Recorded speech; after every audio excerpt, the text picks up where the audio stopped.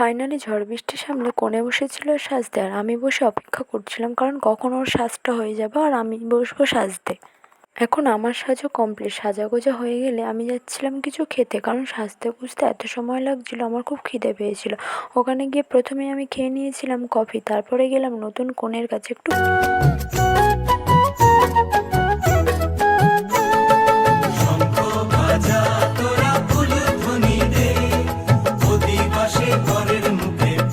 নতুন কনে বিয়ে করতে চলে যাওয়ার পরে আমি চাইছিলাম একটু স্টাইল দিয়ে ফটো তোলার, কিন্তু এত লোকজনের মধ্যে আমার আর ফটো তোলা হয়ে উঠছিল না।